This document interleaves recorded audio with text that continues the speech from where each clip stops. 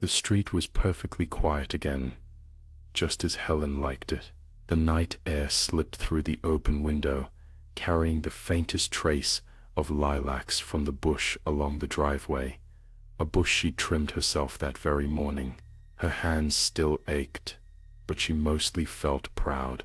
Everything, after all, was just as she'd planned. The evidence was gone.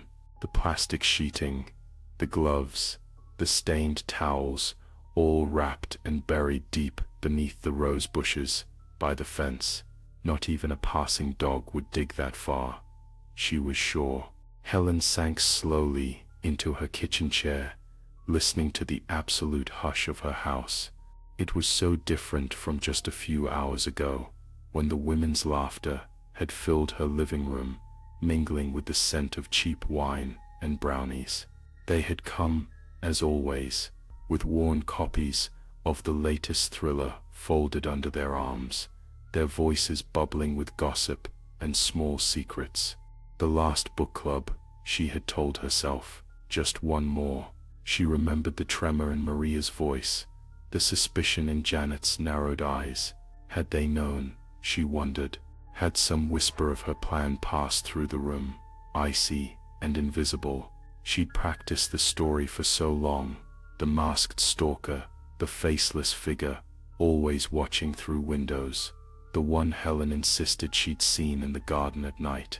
The others only laughed at her fears, rolled their eyes, told her to get more sleep. It was easy to convince them she was trembling, afraid. It was easier even to convince the police later, with her voice raw, her face streaked with tears. Now, alone, she let the silence settle over her, sticky and suffocating. She heard the refrigerator hum, the clock tick. She glanced at the door, half expecting someone to knock, but there was nothing. In the hush, she started to think she sensed other sounds, the scrape of a shoe on tight carpet, the faint creak of a stair, things she'd always blamed on nerves, on the unreliable memory of terror.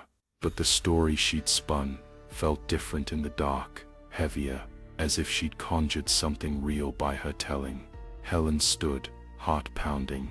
The kitchen seemed to shrink, the windows sprawling wide and black. When she dared to glance at her own reflection, her pale, drawn face in the glass, she almost imagined another shape behind it, someone watching. She blinked, and it was gone. Paranoia, she said to herself, but the feeling lingered, the impossible certainty that in inventing the stalker who had destroyed her friends, she'd summoned him, too. Her heart thumped painfully. There was the faintest sound from the hallway, a slow dragging step. A chill crept over her skin.